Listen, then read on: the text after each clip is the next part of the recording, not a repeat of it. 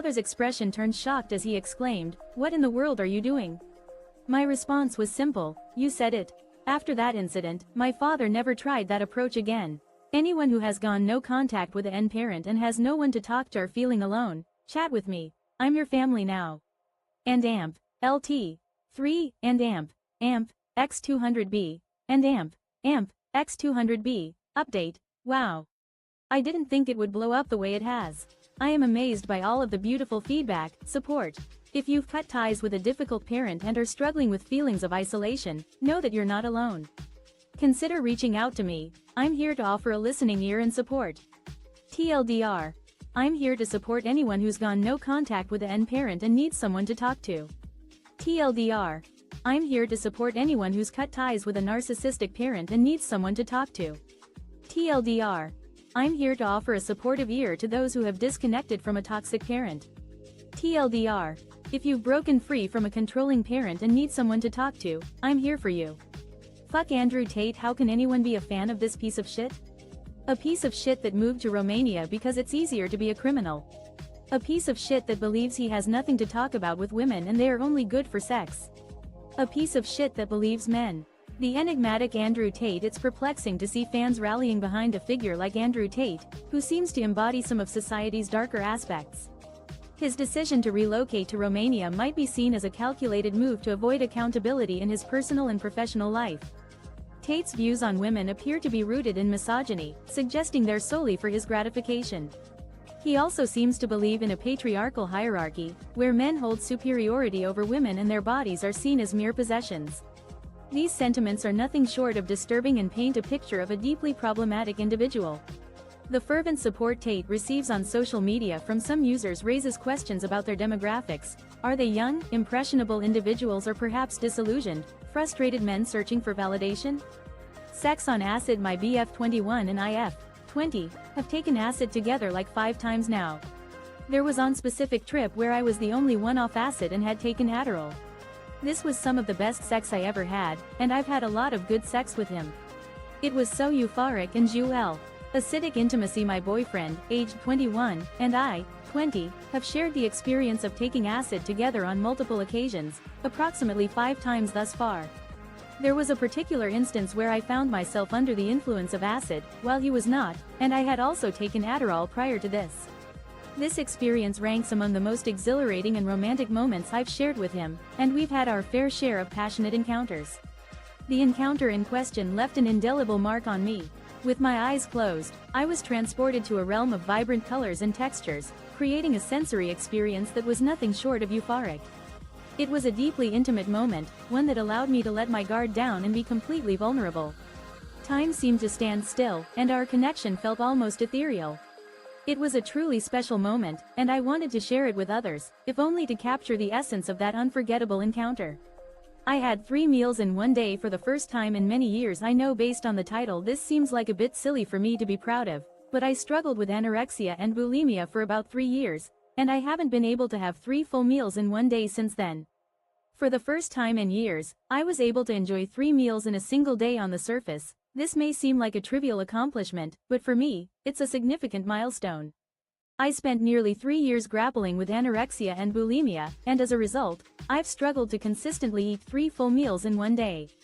Today was a breakthrough. I successfully consumed 3 meals, and to my relief, my body was able to process them. Edit. I'm overwhelmed by the outpouring of support on this post. Thank you to everyone who took the time to share kind words, send messages, and award this post. I'm truly grateful. Red heart. A funny one for Christmas Eve. I have a funny one for us tonight.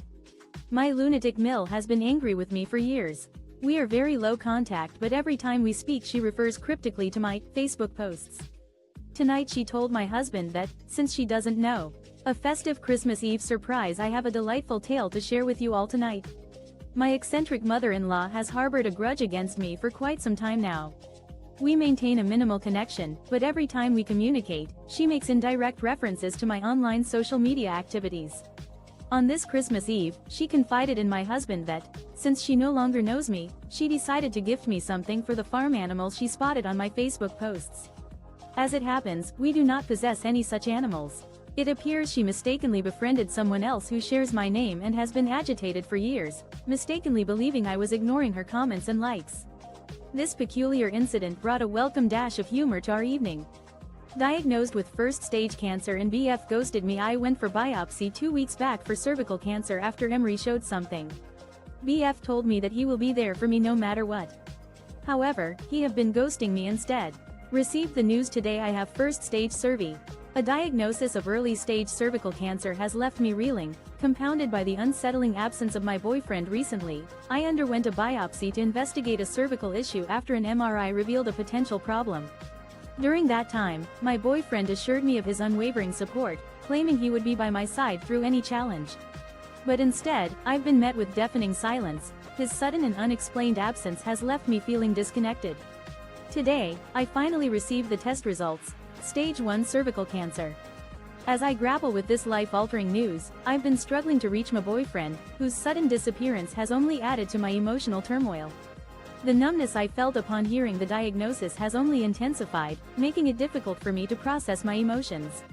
As I struggle to come to terms with my diagnosis, I'm torn about whether to confide in others or keep my secret hidden.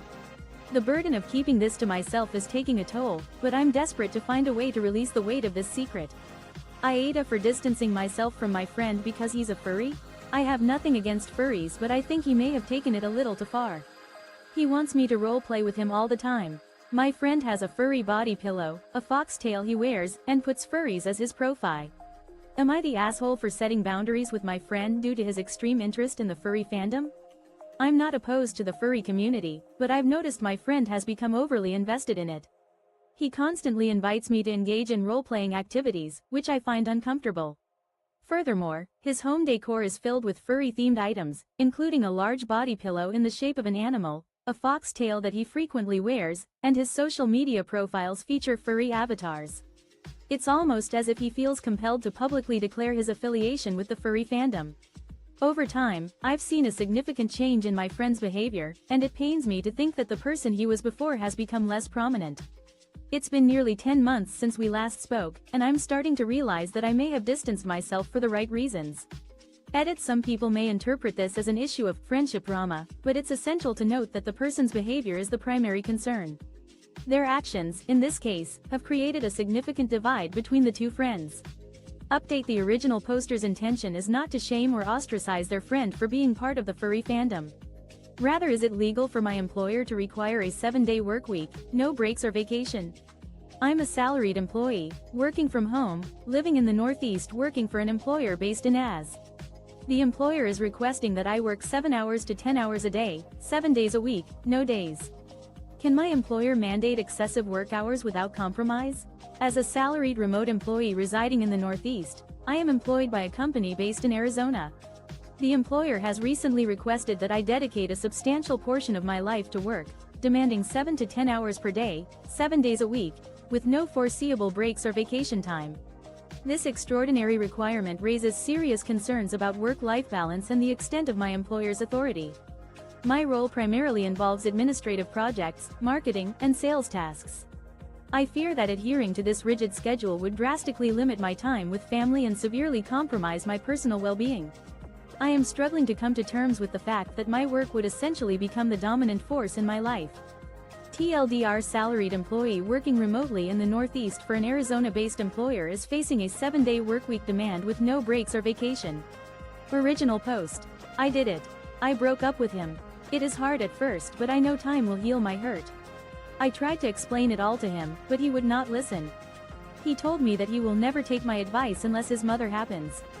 I've finally made the difficult decision to end things with my boyfriend.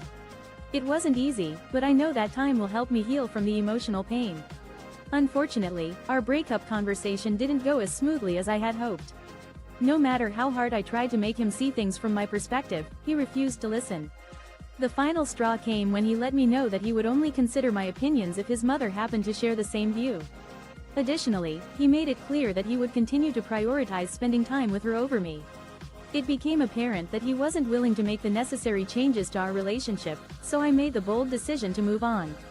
As the saying goes, it's often easier to walk away from a toxic dynamic than to try and change it.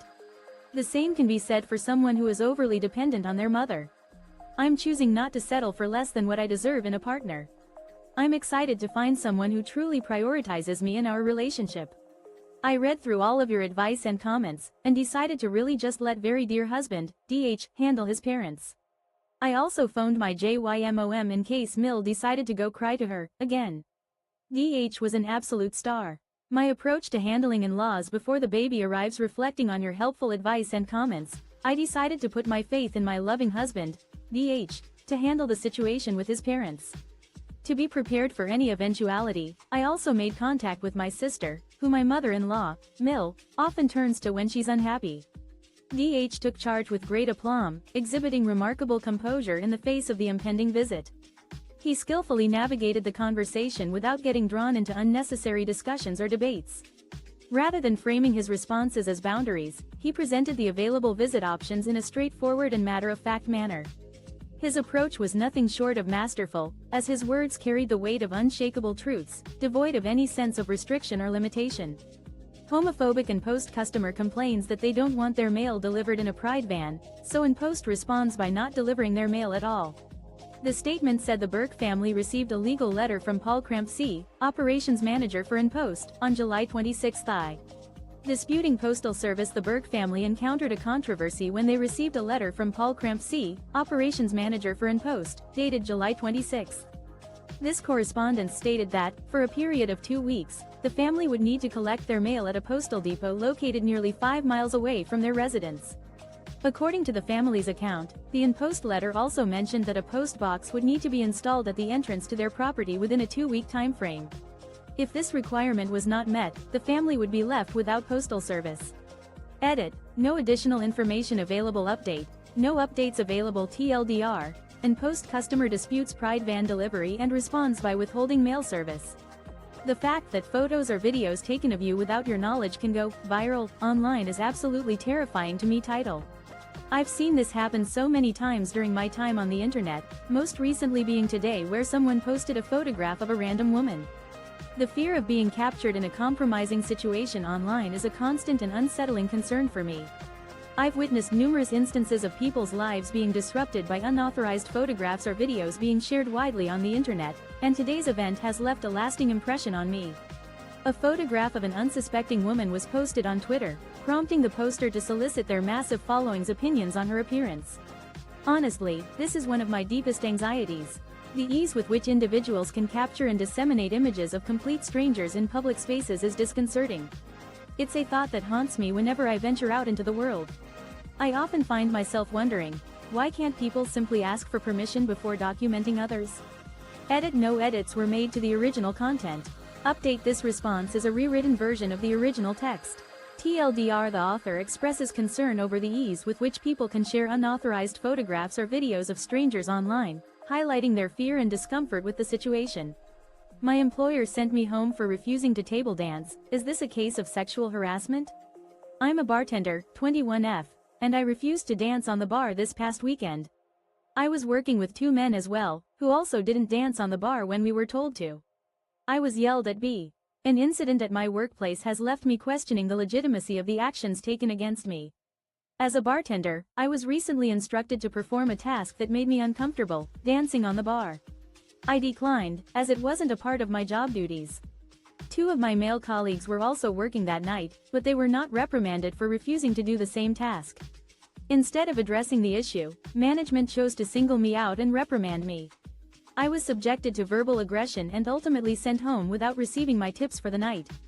My male colleagues, who shared my reluctance to engage in the behavior, were treated differently and faced no consequences. I am left to wonder if this treatment constitutes sexual harassment or a form of gender discrimination. The atmosphere felt oppressive and unfair, and I believe I have the right to work in a space where I'm not pressured into performing tasks that make me uncomfortable. The fact that I was fired for refusing to dance on the bar has only added to my concerns. Edit. I have recently learned that my termination was directly related to my refusal to perform the task, further solidifying my perception of the situation. Update. No update available. TLDR. A bartender was fired after refusing to perform a "My Mom Stopped Singing Because of Me." My mom used to sing a lot. She's not a great singer, but I still like to listen to it. One Christmas we were on a walk, me, my sister and my parents. I was walking ahead with my dad and my mom and my sister behind us, and mom was singing I Dawn, a single melody silenced by words. There was a time when my mother's voice filled our home with music, even if it wasn't the most polished. I cherished those moments, and despite her limitations, I enjoyed listening to her sing.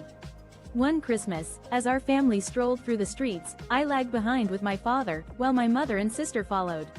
My mother broke into a festive tune, and I continued walking, unaware of the conversation unfolding behind me. My father later confided in me that my mother struggled with pitch, that she was tone deaf. As a naive 10-year-old, I didn't think twice about sharing this information with my mother. I'm not even certain what she said or how she reacted, but I recall the pangs of guilt that followed. It's been nearly 15 years since that fateful day, and I still remember the sting of my thoughtless words.